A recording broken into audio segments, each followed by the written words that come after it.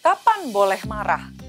Mendengar kata marah, mungkin kita langsung ingat kejadian di mana Yesus membuat cambuk dari tali lalu mengusir para penjual kambing domba dan lembu dan penukar uang dari bait suci.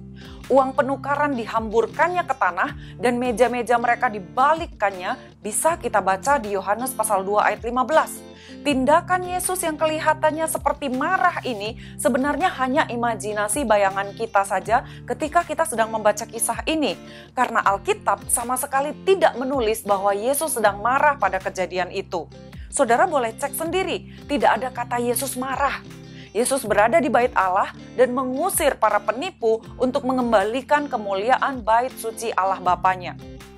Pedagang-pedagang itu bukan saja mengotori tempat tersebut, tapi juga menipu jemaat dengan memakai nama Allah untuk keuntungan pribadi mereka. Yesus bisa saja berlaku seperti layaknya orang marah, tapi pada saat itu di dalam hatinya tidak ada dengki dan dendam.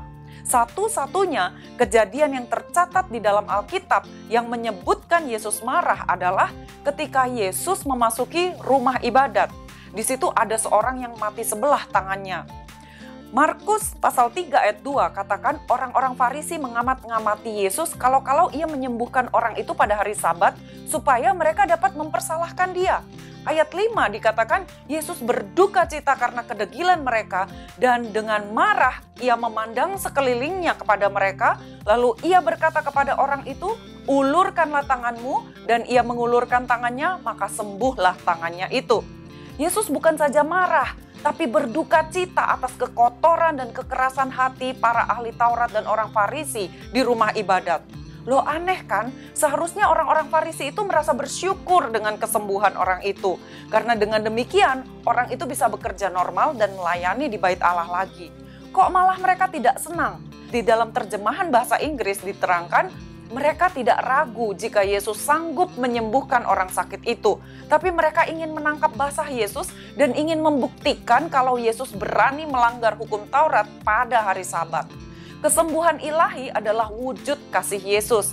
Tapi para ahli Taurat dan orang Farisi lebih mementingkan ketaatan kepada hukum Taurat dan hari Sabat daripada kasih Allah kepada sesama mereka. Hari ini kita belajar bahwa satu-satunya yang membuat kita marah dan berduka cita adalah ketika ketaatan akan hukum Taurat diletakkan lebih tinggi daripada kasih karunia Allah. Marah bukan karena dengki dan dendam di dalam hati. Tuhan Yesus memberkati.